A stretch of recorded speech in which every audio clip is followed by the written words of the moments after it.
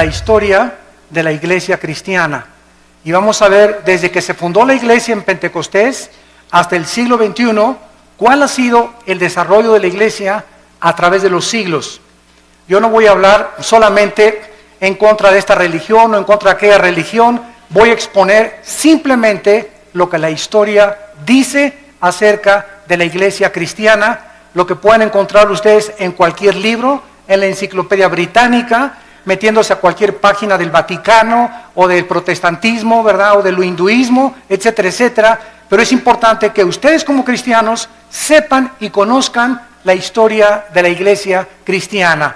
Muy bien, la iglesia cristiana, a la cual llamamos cristiana ahorita en el siglo XX, no es una religión. Vamos a partir de esta base. El cristianismo no es una religión. Religiones son el hinduismo, el budismo, el catolicismo romano, etcétera, etcétera. El cristianismo no es una religión, es una relación personal, viva y dinámica con un hombre. Tú puedes ser católico y no ser cristiano. Puedes ser protestante y no ser cristiano. Puedes ser mormón y no ser cristiano. Puedes ser testigo de Jehová y no ser cristiano. ¿Por qué? Porque la religión no te da el cristianismo, te lo da la persona de Jesús viviendo en tu vida. Entonces, el que tiene al Hijo, 1 Juan capítulo 5, tiene la vida. Pero si tú tienes una simple religión y no tienes a Jesucristo, ni tienes una relación con Él a través de la Biblia, tu cristianismo es una mera religión que te persinas, sacas tu estampita de Tadeo, te echas tu agua bendita y te vas a tu casa y de lunes a sábado eres el anticristo.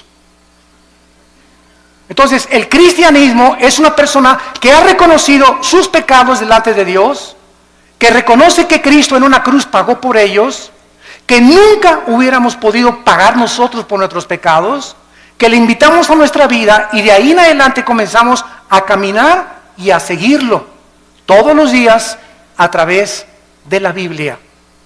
Jesús dijo, escudriñen las Escrituras porque ellas dan testimonio de mí. Cualquier persona que me diga que es cristiana y no lee la Biblia, no la medita, ni la estudie, su cristianismo es religioso. Pero no eres un hijo de Dios ni una hija de Dios.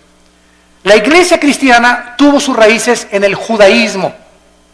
El Señor Jesucristo fue judío. Los primeros apóstoles fueron judíos. Las primeras iglesias fueron judías. Así como también en el antiguo pacto, lo que usaron los apóstoles, los que escribieron el Nuevo Testamento, todos ellos fueron instruidos en el Antiguo Testamento o en la Torá. Así que tenemos que las raíces del cristianismo se encuentran en el judaísmo. En Hechos capítulo 2 encontramos el primer retrato en la Biblia de lo que es una iglesia cristiana, actitudes que debemos de mantener nosotros también y conservar. Dice Hechos 2:42, y perseveraban en la doctrina de los apóstoles. O sea, los primeros cristianos del siglo I eran discípulos, no eran del domingo nada más, sino que entre semana tomaban estudios con los apóstoles, venían al diplomado, tomaban estudios entre semana, no eran personas de domingo nada más. Los cristianos de domingo nada más son los religiosos, pero no los cristianos. Los cristianos no se conforman con una palabra de Dios el domingo, anhelan, aman, tienen un hambre por la verdad, tienen una pasión que Dios ha encendido en sus corazones como un fuego inextinguible por conocer a Dios. Y si tú no tienes ese fuego que arde dentro de tu vida por conocer a Dios y conocer la verdad, estás muy lejos de llamarte cristiano. Dice la Biblia a continuación que también en la comunión unos con otros, se juntaban unos con otros, comían unos con otros, cenaban unos con otros. Si tú eres cristiano, tus mejores amigos son cristianos. Si tú eres cristiano y tus mejores amigos no son cristianos, no eres cristiano. No significa que no les vas a hablar, pero el cristiano comienza a buscar amistades cristianas que te ayuden a crecer, te identificas con ellos, porque qué comunión hay entre la luz y las tinieblas. Entonces es imposible, ¿verdad?, que una persona que no camine con Cristo pueda identificarse con una persona que camina con Cristo, porque son intereses totalmente diferentes. Dice la Biblia, en el partimiento del pan, o sea, en la Santa Cena y en las oraciones. Estas características eran importantes porque después de que se formó la iglesia, vino la persecución. El mundo dio a Cristo, el mundo crucificó a Cristo, el mundo también tendría que perseguir a los que siguieran a Cristo. Y no ha cambiado las cosas desde hace 20 siglos. Dice la Biblia en el capítulo 7 de los Hechos, versículo 54 al 60. Oyendo estas cosas, se enfurecían en sus corazones y crujían los dientes contra él.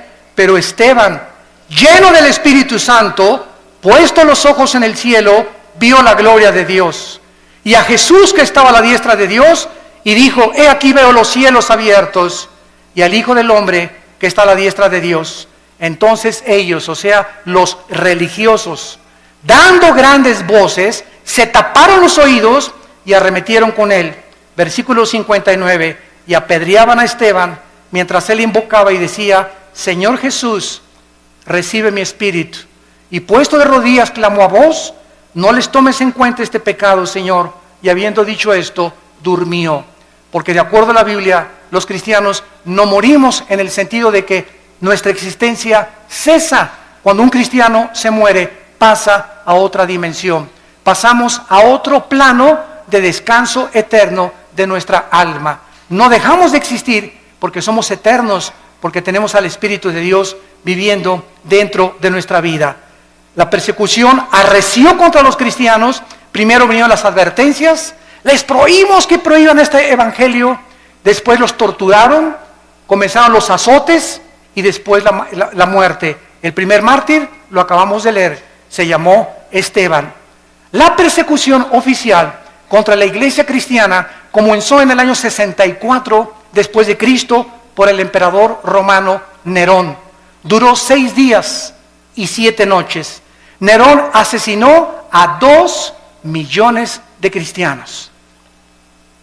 Ellos fueron quemados en los parques públicos, los echaban a perros rabiosos, los metían a un coliseo donde abrían la puerta a los leones, a los tigres, a las hienas, a perros rabiosos, para que ahí se los comieran y los deshicieran. Y desde ahí en el coliseo romano los cristianos, cuando Nerón estaba desde su trono mirando todo, les gritaba: ¿por qué ustedes no me reconocen que yo soy Dios? Y decían los cristianos: solo hay un Dios, el Dios y Padre de nuestro Señor Jesucristo. Y los cristianos del siglo I veían cómo venía el león y le arrancaba a su hijo de 5 años la cabeza enfrente de ellos. ¿Qué harías tú? Y venía el tigre y despedazaba a tu esposa. Y después venían contra ti las fieras. ¿Saben una cosa? Estaban tan llenos del Espíritu Santo que ellos sabían: ok, llegue y le arranca el león la cabeza a mi hijo. ¿Cuánto va a sufrir mi hijo? 30 segundos máximo. ¿Cuánto sufrimos cuando llega el león y nos clava aquí sus dientes en la yugular y comenzamos a desangrarnos? 45 segundos. Pero después de 30, 45 segundos, Cristo estaría esperándolos en la gloria. Cristo estaba esperándolos. La resurrección de Cristo, el hecho de que supieran que Cristo había resucitado de los muertos, fue lo que les impulsó y lo que les llenó de ánimo y de valor para enfrentarse a la muerte.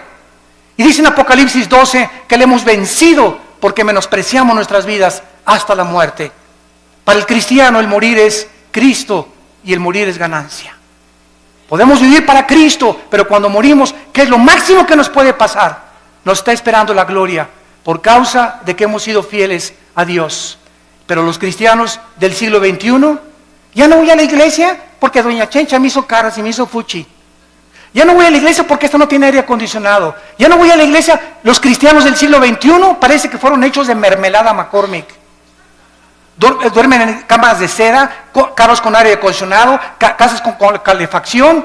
Y ahora, como lo vamos a ver más adelante, ahora hasta los predicadores del siglo XX piden ya hospedarse en hoteles 5 estrellas, a que los reciba una limusina en el aeropuerto y que les den $500 la noche. Y los cristianos del siglo I El ejemplo que nos dejaron Pablo en caballo, en azotes, en persecuciones, en trampas. Vean la Biblia, estos eran los cristianos que marcaron y pavimentaron el camino para la iglesia que somos nosotros. Pero nos hemos tan mal acostumbrado, estamos tan consentidos los cristianos del siglo XXI que ya se nos ha olvidado que no solamente fuimos llamados a creer en Cristo, sino que fuimos llamados a sufrir por Cristo también. Dice la Biblia que después de la persecución fueron esparcidos por todos lados y el Evangelio comenzó a expandirse a Europa, a África del Norte y al Medio Oriente. Después se murieron los apóstoles y surgieron los padres de la iglesia, que se llamó los padres apostólicos en el siglo II y III después de Cristo. Se caracterizaron por comenzar a ser discípulos. Los apologistas defendieron la fe, los polemistas defendieron las herejías y los teólogos estudiaban la teología para acabar con las herejías que estaban entrando al cristianismo. Ahorita en el cristianismo, en el siglo XXI, yo que estoy viajando por todo el mundo ahora, me doy cuenta la condición tan patética, tan lastimera y tan triste en la que viven la mayoría de los cristianos. Se comen todo, lo creen todo, hemos llegado a abandonar la Biblia. Si un predicador es famoso, le creen, pero ya no estudian la Biblia y ya no hay defensores de la fe, ni personas que tengan el celo de Dios de poder defender la palabra con su propia vida. Vino entonces después la famosa conversión en el año 337 después de Cristo de un emperador que se llamó Constantino. Escuchen, pasaron 3 siglos y no había papas. Pasaron 350 años sin tal cosa como que Pedro fue el primer papa. Si Pedro fue el primer papa, por favor, Virgen de los Remedios, ¿quién fue el segundo papa? ¿Quién fue el tercer papa? Pasaron 350 años sin que hubiera tal papado. El emperador Constantino nombró al obispo de Alejandría y de Constantinopla pontífice. La palabra pontífex en el latín significa constructor de puentes, porque el pontífice comenzó a enseñar que él era el puente entre Dios y los hombres, no Jesucristo, sino ese hombre a quien el emperador romano lo nombró. Y después lo nombró vicario de Cristo, vicarius Dei Filii en latín, que significa representante de Cristo en la tierra. Bueno, el emperador romano, Constantino, iba el 27 de octubre del año 330 más o menos a Milvain en una batalla, y en el cielo vio una cruz. Él dice que vio una cruz que le dijo, signos vincitoris, crucifix, bajo este signo vencerás. Constantino cesa la persecución del Imperio Romano contra los cristianos, ya no los persiguen a los cristianos, y él absorbe el cristianismo constantino como la religión oficial del Imperio Romano.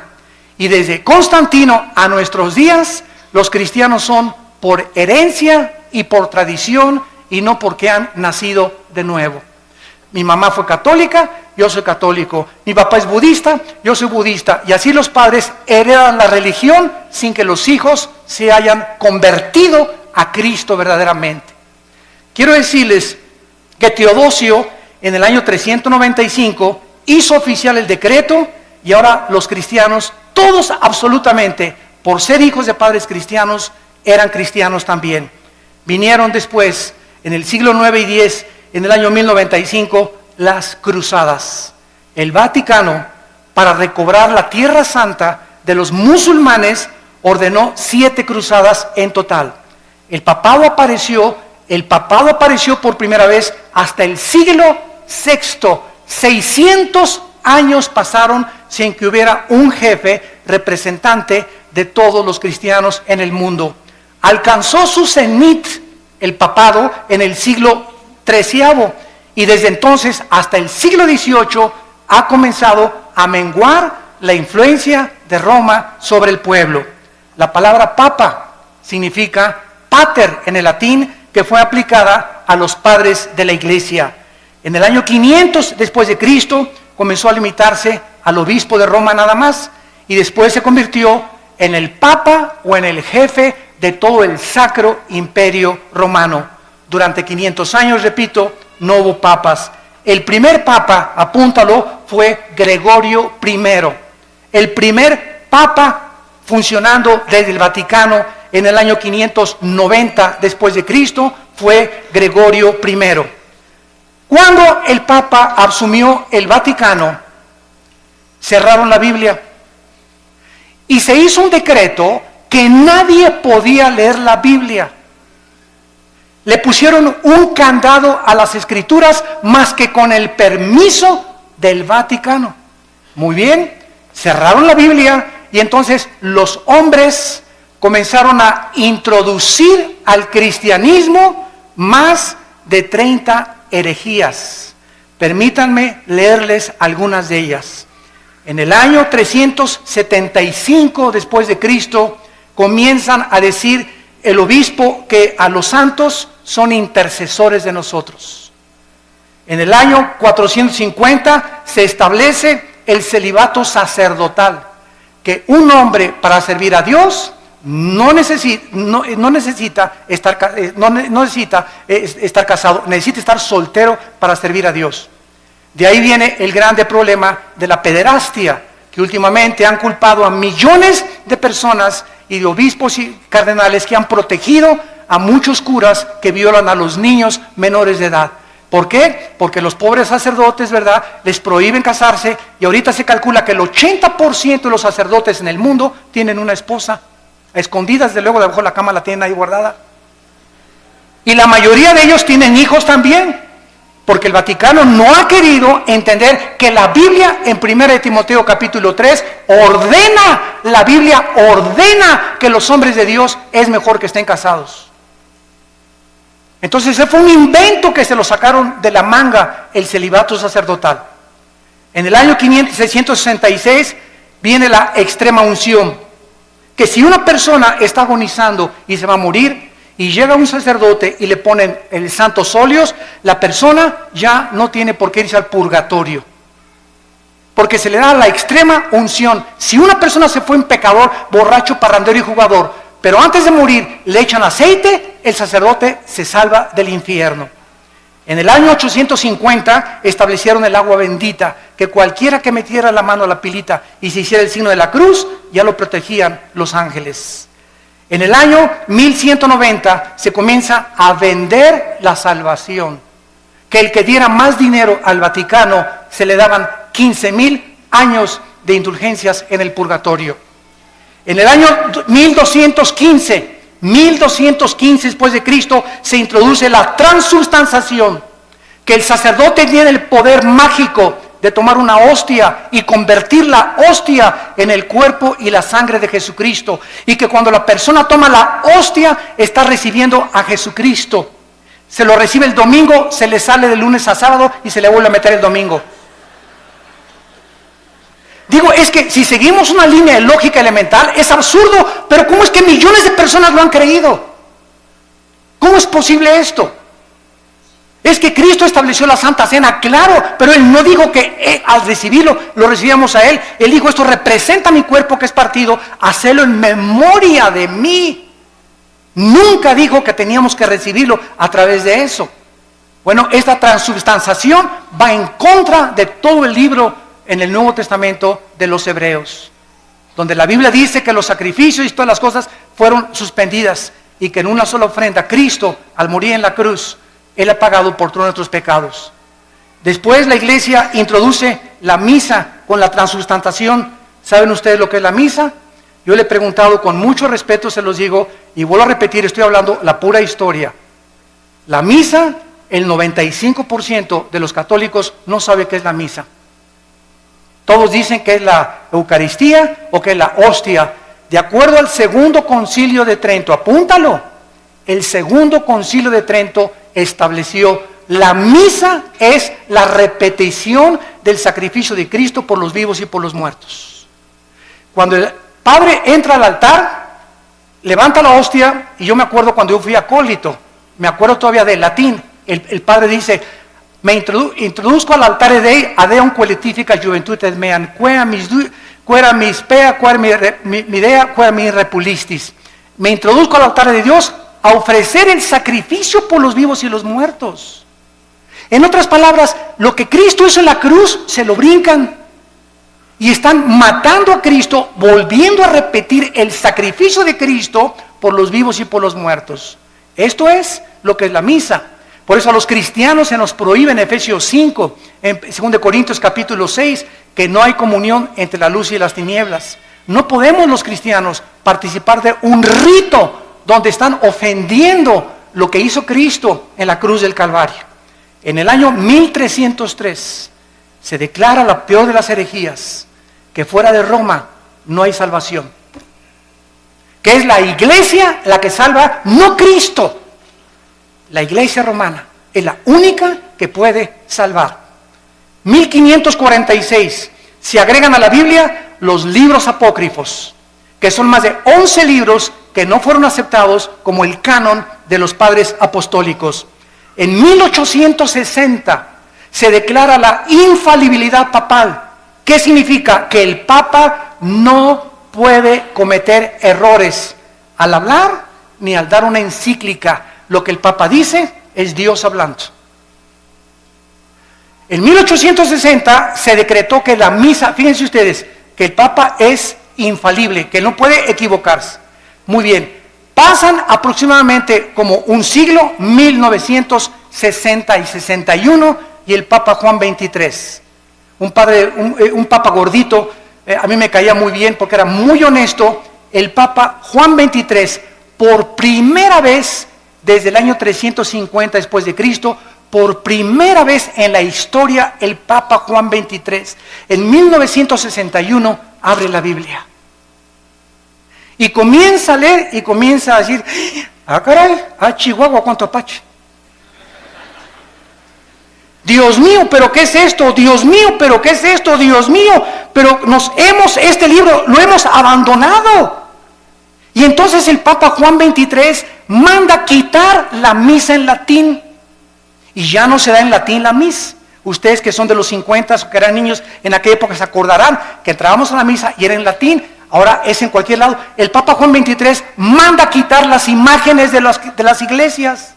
Porque él se da cuenta que los santos no merecen nuestra adoración. ¿Cómo nos vamos a hincar delante de una estatua?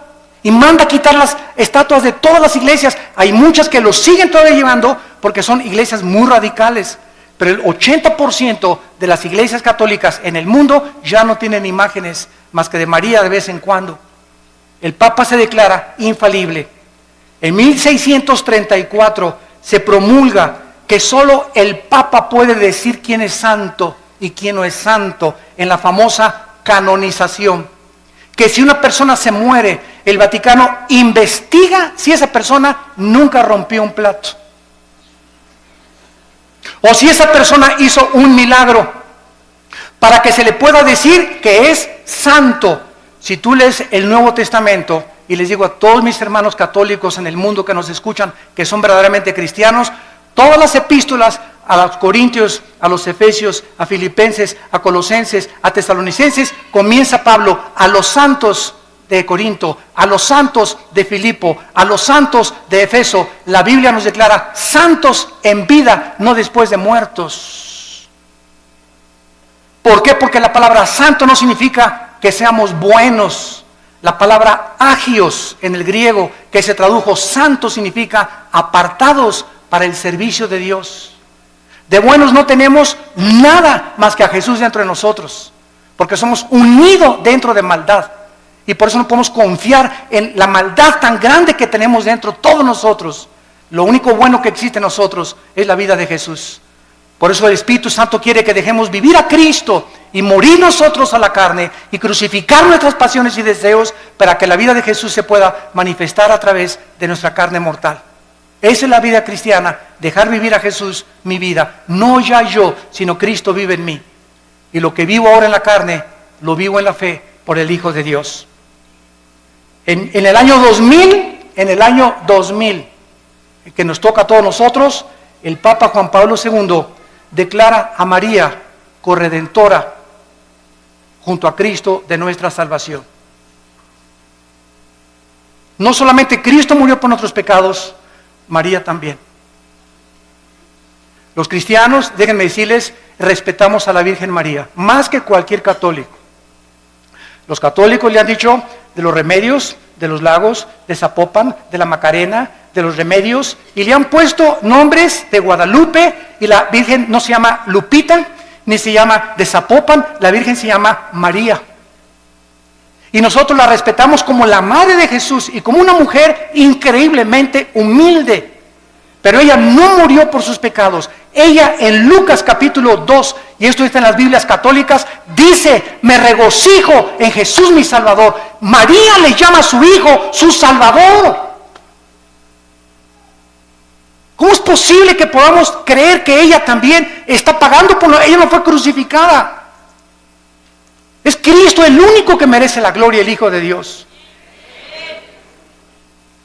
Ante estas barbaridades y estas herejías, que la mayor parte de las personas están ciegas, solamente cuando se nos caen las vendas y leemos la Biblia, nos damos cuenta que tenemos que escoger a quién le hacemos caso, a la Biblia o a los hombres, a los que nos enseñaron estas barbaridades sin tener apoyo en la Biblia, o le hacemos caso a la palabra de Dios. En Gálatas 1, del 6 al 8, dice la Biblia que si alguien anuncia otro evangelio, o si alguien predica otra verdad que la que no está en la Biblia, queda bajo maldición. En 1 Timoteo capítulo 6, del 3 al 5, dice: si alguno enseña otra cosa y no se resume solamente y conforma a las palabras sanas de Jesucristo, nada sabe, está envanecido, delira acerca de cuestiones, contiendas donde nacen envidias, pleitos, disputas de hombres necios, pervertidos, que han desechado la verdad de Jesucristo. La Biblia es la única guía, la única lámpara, la única luz que nosotros podemos tener. Sea la Biblia veraz, sean los hombres mentirosos. Después de esto vino la famosa Inquisición, que fue el colmo de Roma. Las matanzas y masacres contra todos los que se decían cristianos, los que no se sujetaban a Roma y al Vaticano, los que leían sin permiso la Biblia, como a miles de judíos y enemigos en 1198 después de Cristo. En el año 1198 después de Cristo, el Papa Inocencio III, apúntalo, Inocencio III ordena asesinar y exterminar a todos los que no le obedecían a él y no a la Biblia. Se confiscaban los bienes de las personas, los bienes materiales de las víctimas, los cuales pasaron a ser propiedad del Vaticano.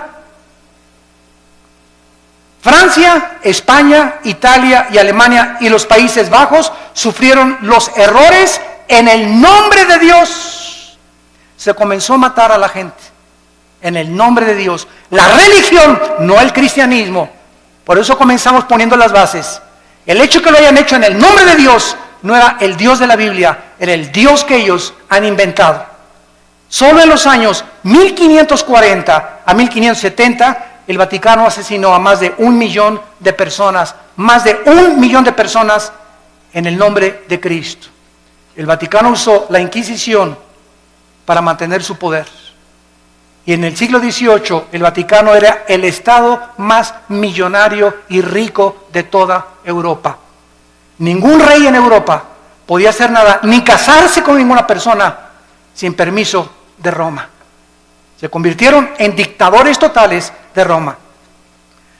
En este tiempo se levantaron 4 hombres de Dios. Petrarca, en el siglo XII y en el siglo III, caudillo del Renacimiento italiano. Petrarca se paró enfrente del Vaticano y les gritó: cueva de ladrones, cueva del infierno. Lo crucificaron.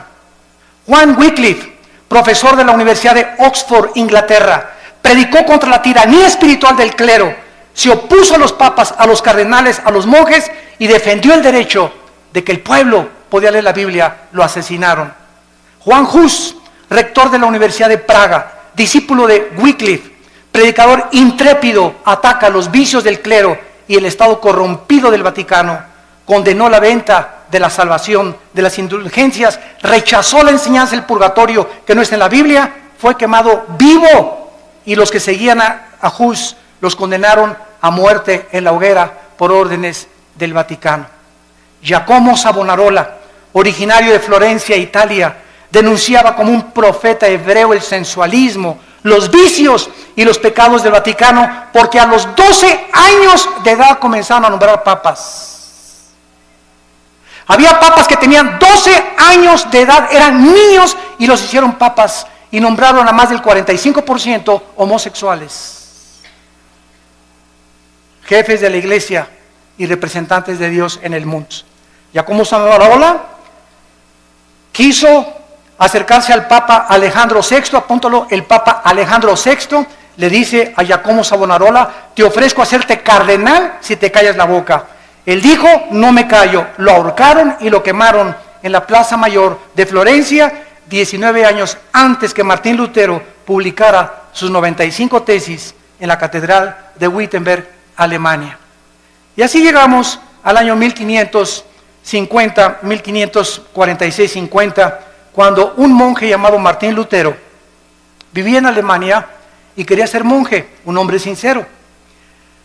Y pasó por Alemania un hombre llamado Juan Tetzel. Y Lutero oyó desde el convento donde él estaba recluido que este hombre que envió el Vaticano traía una caja y pasó por todas las calles de Berlín y por todas las calles de Alemania anunciando: en el momento que ustedes pongan un chelín en la bolsa que traigo aquí en esta cajita, el Vaticano les va a quitar 5,000 años de purgatorio. Cuando Lutero oyó que el Vaticano estaba vendiendo la salvación, se horrorizó. Y entonces, de alguna manera, una Biblia llegó a sus manos y leyó en Romanos 1:17: el justo por la fe vivirá. No por las obras ni por lo que demos a la iglesia, sino por lo que Cristo hizo en la cruz. Entonces, él se levantó totalmente del monasterio, se salió y fue a la catedral de Wittenberg y escribió Lutero las 95 tesis que decían: esto dice la Biblia, esto dice el Vaticano. Lo clavó en la catedral de Wittenberg en Alemania, pues se armó la revolución. Agarraron las tesis, se las mandaron al Papa. Y pues ya saben ustedes, ¿verdad?, que lo mandan llamar a Martín Lutero, y el Papa Sixto IV, en el año 1476, había iniciado la doctrina de que se podía comprar la salvación con dinero. ¿Se parece a la iglesia del siglo XXI? Al ratito llegamos para allá. La venta de estas indulgencias era un permiso para pecar. O sea, tú puedes ser adúltero, tú puedes fornicar antes de casarte, pero si das dinero, se te perdonan los pecados. En 1517, Juan Tetzel comenzó a perdonar a todo el mundo, y en el 31 de octubre de 1517, Martín Lutero clava las 95 tesis en Alemania. El Papa León X excomulga a Lutero, porque Roma podía mandar al infierno a los que ellos querían. Se llama la excomunión. Y le dijo a Lutero: te damos un mes, Lutero, para que te retractes de lo que acabas de decir. Lutero quemó públicamente la bula papal del Papa, y entonces Carlos V, emperador del Sacro Imperio Romano, Alemania, Austria, España y Países Bajos, invitaron a Lutero para que se presentara y se negara de lo que él había dicho. Lutero llegó y estaban como 100 cardenales del lado derecho, como 100 cardenales del lado izquierdo, y el Papa sentado en su trono. Y le dijo el Papa, enfrente de todos el juicio que le hicieron: Martín Lutero, niegas lo que tú escribiste. Y Lutero llegó con la Biblia. Y Lutero dijo: aquí están las Sagradas Escrituras. Si cualquiera de ustedes que están aquí me demuestran con la Biblia que yo estoy equivocado, me arrepiento y niego lo que yo escribí. Nadie se pudo levantar para debatir a Lutero, porque nadie había leído la Biblia en 500 años. Todo era lo que los hombres habían inventado. Lo declararon muerto a Lutero, lo sentenciaron a muerte el Vaticano, y entonces los amigos o los príncipes alemanes le escondieron y le protegieron.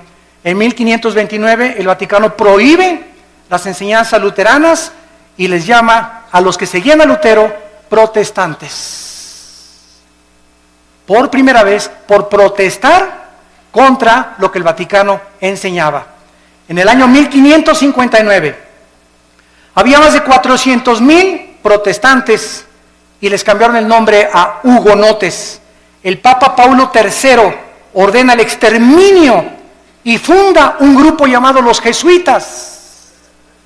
Los jesuitas, dirigidos por un hombre soldado llamado capitán del ejército Ignacio de Loyola, para que él tuviera la autoridad del Vaticano con el ejército de los jesuitas de matar a todos los que leyeran la Biblia. Ir de casa en casa, y el que tuviera una Biblia, los jesuitas lo asesinaban y le quitaban la vida. Catalina de Médicis, madre del rey, ordenó matar el 24 de agosto de 1572 a más de 700,000 cristianos en un solo día. En memoria de la matanza, mandó el Vaticano acuñar una moneda que se llamó la moneda de Médicis, para celebrar que habían matado a 700,000 cristianos. Bueno, en 1607 viene toda la persecución en Europa. ¿Y qué hacen los cristianos en Europa? Se van a Inglaterra, huyendo del Vaticano, y agarran barcos, y entonces los cristianos comienzan a navegar y llegan a Estados Unidos. En el año 1607 llegaron los puritanos al estado de Virginia. En 1639 llegaron los bautistas al estado de Virginia, en Rhode Island, bajo el liderazgo de Roger Williams. En 1681 llegaron los cuáqueros al estado de Pensilvania. Y todos estos grupos que llegaron a Estados Unidos llegaron a América con la Biblia. Todos venían con la Biblia. ¿Se acuerdan la televisión, la serie que había que se llamaba Los Pioneros? Estados Unidos es la primera nación en el mundo, en la historia, la primera nación fundada en este libro. La Constitución la hicieron basada en la Biblia, a las monedas les pusieron In God We Trust, en Dios confiamos, y todo comenzó a crecer con la palabra de Dios.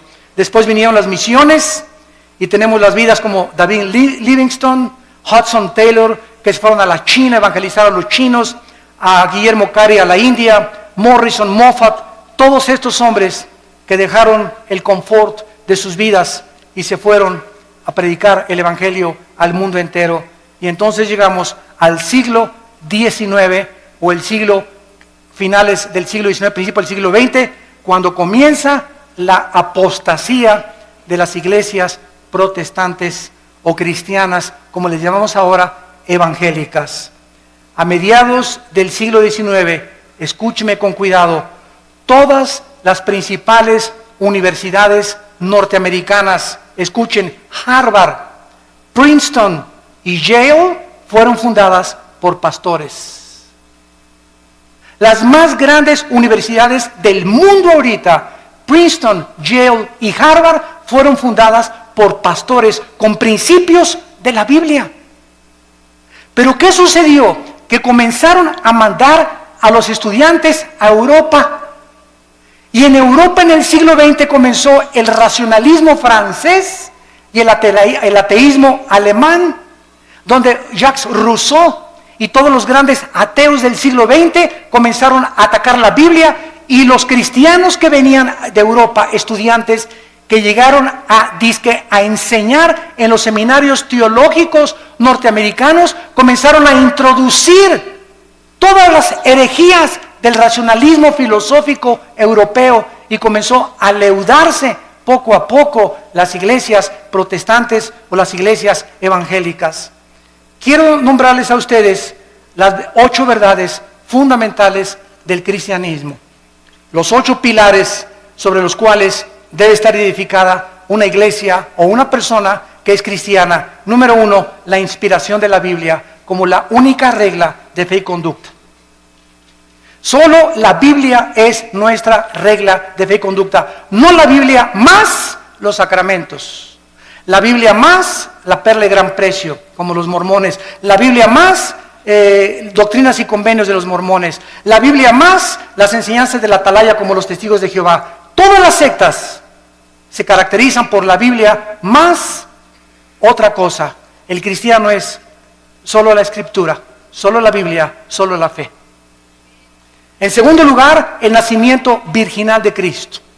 Cristo nació virginalmente mediante una virgen llamada María. Número 3, la deidad de Cristo. Cristo tenía dos naturalezas, la naturaleza humana, que fue la que murió en la cruz, y tenía la naturaleza divina. Jesús dijo, el que me ha visto a mí, ha visto al Padre. Número 4, la doctrina de la Trinidad.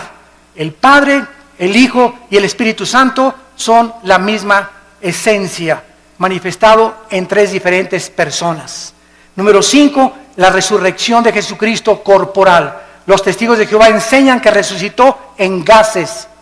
Nosotros decimos, la Biblia dice que resucitó físicamente. Número 6, la salvación por gracia, sin las obras de la ley. Ahora hay una doctrina en el cristianismo que se llama que se puede perder la salvación. Cuando una persona me dice, ahora que estuvimos mi hermano y yo en un país de Sudamérica, teníamos ahí como 500 pastores y todos me preguntaron, hermano Alducin, ¿se pierde la salvación? Y yo les dije lo siguiente, es tan fácil como esto. Roma dice, la salvación más los sacramentos igual a la salvación. O sea, es por gracia, pero también las obras te dan la salvación. Esa doctrina entró a nuestras iglesias.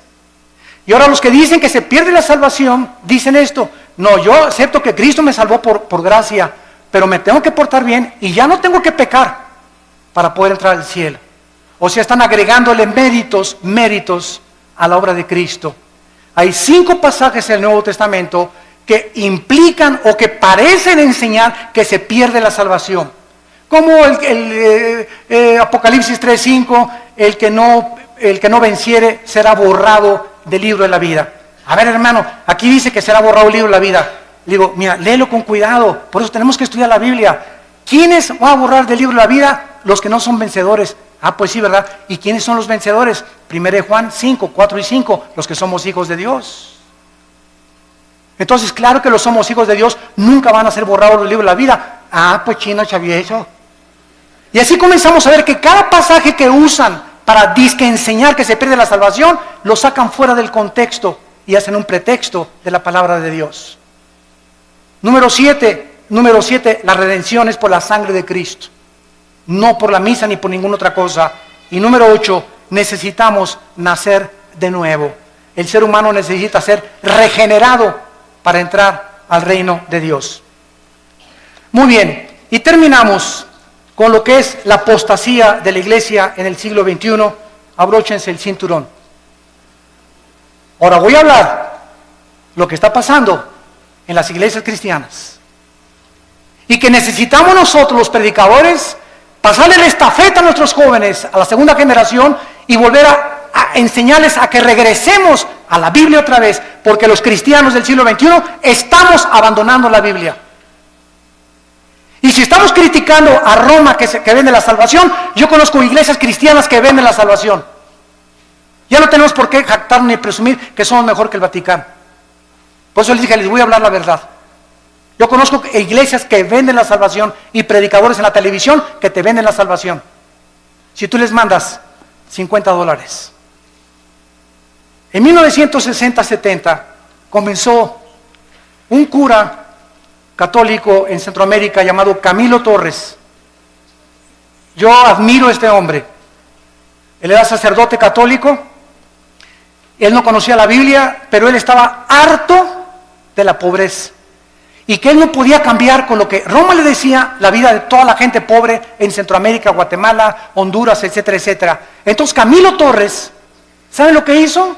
Agarró un AK-47 y formaron grupos armados para poder comenzar a usar el comunismo y a través de la liberación de los estados opresores dictatoriales, quitar la pobreza a la gente. Esto se llamó la teología de la liberación, que fue una mezcla de cristianismo con el comunismo. Y él era un hombre sincero, Camilo Torres. Después encontramos que pasó el tiempo Y el cristianismo se comenzó a mezclar con el misticismo de los hindúes y de las filosofías orientales. Comenzamos a darles en los 70s y en los 80s del siglo pasado, a darle más experiencia y más validez a las experiencias místicas, y se comenzó a propagar la mentira. No vamos a hablar de doctrinas, las doctrinas nos dividen. Si leemos las cartas de Timoteo, le dice Pablo a Timoteo, predica la doctrina. Y comenzaron a decir, no hablemos de doctrinas, vamos a hablar mejor del amor, porque las doctrinas nos dividen. El pueblo de Dios comenzó a enseñar que si tú no hablas en lenguas, no tienes a Cristo. Que si no hablas en lenguas, no tienes el bautismo del Espíritu Santo. Esto es una herejía. Porque el don de lenguas, gracias a Dios por él, y no estamos en contra de este don. Gracias a Dios los que ustedes tienen ese don. Pero enseñar que si no lo tienes, no tienes al Espíritu Santo, es una herejía. Porque toda la historia de la iglesia, los más grandes hombres de Dios del siglo pasado y del siglo XXI, ninguno nunca ha hablado en lenguas. Entonces no eran cristianos de acuerdo a esta enseñanza. Se comenzó a propagar la risa santa.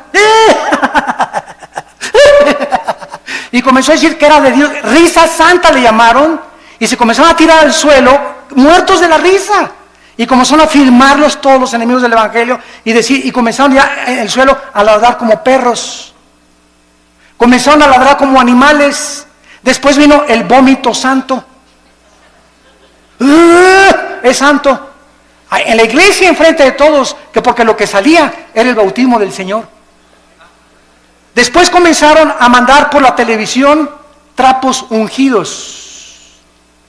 Quiero decirle que si me mandan $100, este trapito se ungió con aceite de Israel. A mí qué me importa que haya sido con aceite de Metepec.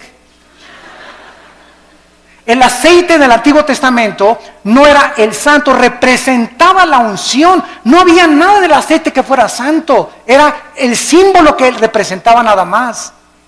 Y ahora la gente, porque este es aceite de Jerusalén, ya tiene más validez que el aceite olivo o que el aceite que hacen en cualquier otro lado. Y comenzaron a ungir trapos, pero el predicador era famoso. Y como yo soy famoso, te mando el trapito, mándame $50 y lo pones bajo tu almohada y te quita el dolor de cabeza. O te va a proteger de los demonios. O si me mandas $100, alejaré las maldiciones de tu casa. O si haces un pacto conmigo, tu hijo se va a aliviar y tu esposo va a regresar que te abandonó. Todas estas son herejías, son blasfemias de la palabra de Dios, que tenemos que combatirlas, aunque nos cueste, como lo hemos dicho antes, nuestras propias vidas, nuestros propios intereses. Yo se los digo, a mí me han prohibido tantas cosas y tantas iglesias y tantos países la entrada. Yo tengo ya mi foto en casi todos los países, como persona no grata a las iglesias carismáticas, porque tienen miedo de que hablemos la verdad, por las barbaridades en las que se han metido. También se ha comenzado a enseñar, aparte de las lenguas, la risa santa, el vómito santo, contorsiones, y comenzaron las apariciones hace 10 años, que estaba cayendo del cielo oro y piedras preciosas. Polvito santo del cielo, está cayendo oro. Hermano, míreme las manos, es diamantina, menso. Alguien se contó cuánto el ventilador le puso diamantina, burro. Me está cayendo oro del cielo. ¿Quién puede imaginarse que Dios le va a interesar mandarnos oro del cielo? Dice Proverbios, busque la sabiduría más que las piedras preciosas. Increíble. Dios me parchó la muela y tengo ya un tapón de oro, hermano. A Dios te pone una muela nueva, menso. No te pone un parche ni te la tapa. Dios hace las cosas nuevas totalmente. Todas estas cosas han entrado a la iglesia y el pueblo las ha aceptado por no conocer la palabra de Dios. Y luego también en las reuniones. Y voy a iglesias y yo les digo a mis pastores, denle un zape en la cabeza atrás de esa persona. Es que estoy bajo la influencia del Espíritu Santo. Espérame tantito, de 1 Corintios 14. El espíritu del profeta está sujeto al profeta. Entonces, no hay tal cosa como que alguien pierde el control y comienza como alambre eléctrico así en la cabeza, ¿verdad? Que lo lleven al manicure. Que venga el psiquiátrico por él. Pero esa persona no tiene el Espíritu Santo y está solamente haciéndose ese panchote que está haciendo la iglesia para que la iglesia vea que el hermano tiene el Espíritu Santo. ¿Qué le interesa al Espíritu Santo que estás como alambre eléctrico? En 1 Corintios 14 dice la Biblia, hermanos, dice Pablo, les suplico que en la iglesia no hablen en lenguas. Y si alguno quiere hablar en lenguas en la iglesia, que sea 1, 2 o 3 por turno, nunca todos al mismo tiempo. Y además que uno interprete, y si no hay intérprete, cállate y habla en chino mejor. Pero llegaban a las iglesias y todos, pero todos estaban llenos del Espíritu Santo. Hermanos, un cántico nuevo. Y comenzaron todos. ¿Cuál cántico nuevo? Ni que 8 cuartos. ¿Cuál cántico nuevo? El cántico nuevo en los salmos es algo que sale de Dios, inspirado con nuestra mente de por medio. Nunca quedamos en el misticismo oriental que pierde el contacto con la realidad y me tomo un espíritu y me comienzo a hacer así, o comienzo a dar cosas que eso no son cosas de la palabra de Dios. Todo este misticismo entró a la iglesia y hemos llegado a la brujería. He visto programas de televisión donde un pastor agarra un bote de agua y dice que lo convierte en la sangre de Cristo. Y voltea el bote de agua, ¿verdad? Y se voltea por atrás y le echa de esa cosa, ¿cómo se llama? El polvo con el que hace ¿cómo? Kool-Aid. ¿Lo pueden creer? Otra señora en la televisión hace poco pasó y dijo, fórmense aquí los de $1,000 y aquí los de $500. Y agarró un billete y lo pegó aquí en el oído. El dinero habla. Ahora aquí los de $1,000 y aquí los de 500. Y se ve en el video, lo pueden ustedes ver, se ve en el video. Pasa una señora con unas alhajitas y esta predicadora es mujer. Agarra las alhajitas y le dice, no, esto no vale $100, vete. Cuando la Biblia dice, cada quien dé como propuso en su corazón, ¿cómo puede alguien atreverse a decir que es predicadora o que es profeta cuando ella tiene que decirles, si te das de 1,000 o te das de 500, que no sea menos de 500 ni menos de 1,000? Los de 1,000 aquí y los de 500 acá. Los de 1,000, denme su libro porque van a ser mis discípulos preferidos. A eso está llegando la iglesia cristiana y todos están como mensos, creyéndose todo, comiéndose todo, y ya no hay discernimiento absolutamente de la palabra de Dios. Y ahora viene también la teología de la prosperidad. Virgen de la Macarena. Se enseña que Dios quiere que todos seamos ricos, que si tú mandas una ofrenda te vas a hacer rico, o te vas a tener la prosperidad económica, y claro que Dios quiere prosperarnos, y claro que Dios quiere bendecirnos. Segunda de Juan, yo quiero que prospere tu vida y tu vida espiritual y tu vida social y tu vida económica, pero nunca se predica el precio que hay que pagar para esta bendición de Dios, y es la santidad. No es mandar para que Dios me dé, comenzamos a vender y comenzamos a hacer negocio con Dios.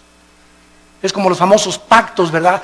Los pactos ya se acabaron. A Dios le haces promesas, los pactos los inicia Dios. Ya no hay ninguna cosa que un hombre haga pactos con Dios. Hacemos los pactos nosotros, ya estamos bajo el pacto de sangre y ese pacto es incondicional. Ya no hay ningún otro pacto que hacer más que obedecer las Sagradas Escrituras.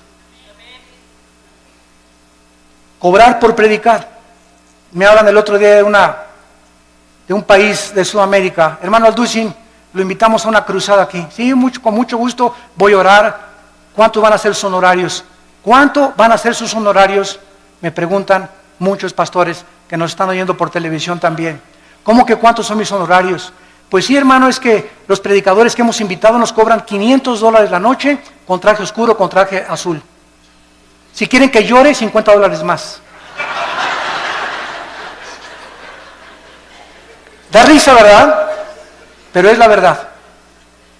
Que los recojamos en limusín, de desayuno, queso, cottage con uvas nada más, con agua una tal marca, que los transportemos en helicóptero, y el que trae avión, que le paguemos $10,000 para la gasolina del avión. O sea, el hermano viene nomás 3 días y le pagan la gasolina de un mes. Y les digo a los hermanos pastores, esos son mercenarios del Evangelio. Mercenarios del Evangelio, blasfemos del Evangelio. Dice 1 Corintios capítulo 9. Versículo 16, 1 Corintios 9, 16. Si anuncio el Evangelio, dice Pablo, no tengo por qué gloriarme. Me es impuesta necesidad. Y ay de mí si no anunciar el Evangelio, por lo cual, si lo hago de buena voluntad, recompensa tendré. Pero si de mala voluntad, la comisión me ha sido encomendada, ¿cuál es mi galardón? Que predicando el Evangelio, presente gratuitamente el Evangelio de Cristo.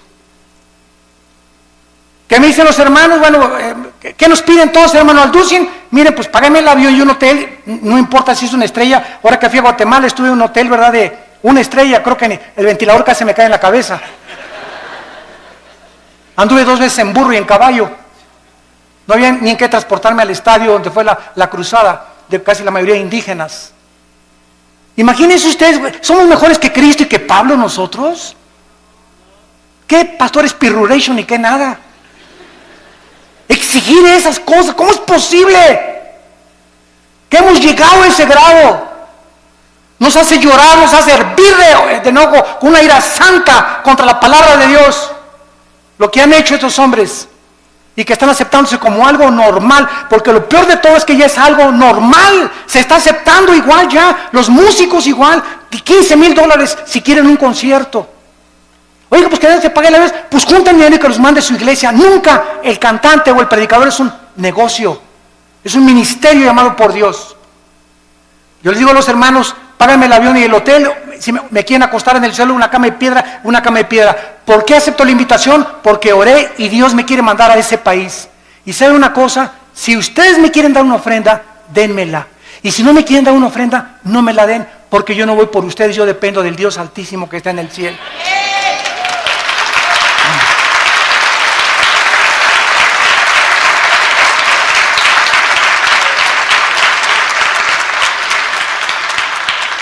Recuerdo una vez regresando de una iglesia del centro de la República Mexicana, hace muchos años, venía con mi hijo Alan que estaba chiquito, tuve 8 días predicando en una cruzada en una ciudad, me reservo el nombre, y también los hermanos no me dieron ni para la gasolina, tenía una combi vieja en aquel tiempo. Cuando pasábamos, Alan y yo tuvimos que empeñar nuestros zapatos que traíamos y el reloj que traía para pagar la caseta y regresar a casa. No me dieron ni para la gasolina y los bendije y no guardé rencor contra ellos. A los 3 días me llegó un cheque por el triple lo que me hubieran querido dar. Nuestra provisión. ¿De dónde viene nuestro socorro? ¿De dónde?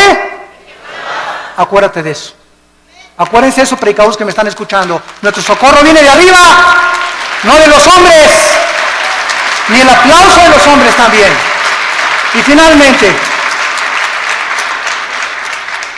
Y finalmente hemos llegado ya al final del siglo XXI, donde ahora la última herejía se llama el ecumenismo.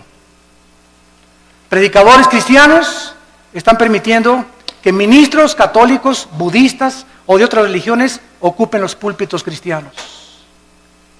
Estamos uniéndonos, dizque para que todos seamos uno, espérame tantito, podemos ser unos mediante la verdad.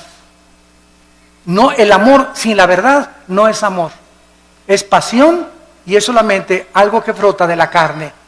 Es que mis hermanos católicos, mis hermanos mormones, espérame tantito, dice la Biblia que hermanos somos los que tenemos a Cristo. No le llames hermanos a cualquiera, todos somos criaturas de Dios, pero a los que le recibimos nos dio la potestad de ser hechos hijos de Dios. Así que, discúlpame, pero no eres mi hermano. Eres mi hermano si tienes a Cristo en tu vida. Y esto es lo que nos muestra la palabra de Dios. Yo soy el camino, dijo Jesucristo, yo soy la verdad y yo soy la vida. No hay ningún otro nombre dado bajo el cielo a los hombres en que podamos ser salvos. Hermanos en Cristo y los que nos ven por la televisión, es hora de regresar a la Biblia. Es hora de volver a desenterrar estas verdades escondidas que están siendo pisoteadas y aceptadas por el mundo entero. Aunque seamos desechados y rechazados, porque los hombres de Dios al final quedan solos en su vida. ¿Somos más grandes que Cristo? Abandonado por todos los discípulos. ¿Somos más grandes que Pablo? En una prisión en Roma, Pablo me abandonó, Alejandro, el calderero, el único que tenía era Timoteo. ¿Dónde están todos los que sané, dijo Cristo en la cruz? ¿Dónde están todos los demonios que le saqué a las personas? ¿Dónde están todas las personas que multipliqué el pan y les alimenté? Cristo murió solo en la cruz. ¿Somos mejores que Él? ¿Y por qué buscamos entonces la grandeza, el reconocimiento y el aplauso de los hombres? O una posición de autoridad en la iglesia. No busques grandezas, dice el profeta Jeremías. Busca a Jesucristo con todo tu corazón, con todas tus fuerzas y con toda tu alma, porque es el más grande mandamiento de todos. Oremos. Padre, te damos gracias por estas verdades de tu santa palabra. Levanta una generación nueva, Señor. Hombres inflamados y con la pasión del Espíritu Santo. Que contendamos ardientemente por la fe que nos ha sido dada una vez, nada más. Pero ustedes, amados, tengan memoria de las palabras que antes fueron dichas por los apóstoles de nuestro Señor Jesucristo. Que en los últimos tiempos vendrían burladores, andando según sus malvados deseos. Padres abandonando a sus hijos, madres abandonando a sus hijos, jóvenes dándole rienda suelta a sus pasiones sexuales, divorcios, pederastia y depravación moral. Estos son los que causan divisiones, los sensuales que no tienen al Espíritu. Pero ustedes, amados, edifíquense sobre vuestra santísima fe, orando en el Espíritu Santo. Consérvense en el amor de Dios. Esperemos la misericordia de nuestro Señor Jesucristo para vida eterna. Algunos que dudan, convéncenlos. A otros, sálvenlos arrebatándolos del fuego. Y de otros, tengan misericordia, porque aún su ropa está contaminada por tanto pecado. Y aquel que es poderoso para guardarlos sin caída y presentarlos sin mancha delante de su gloria con gran alegría, al único y sabio Dios, nuestro Salvador, sea gloria y majestad, imperio y potencia, ahora y por todos los siglos. Amén.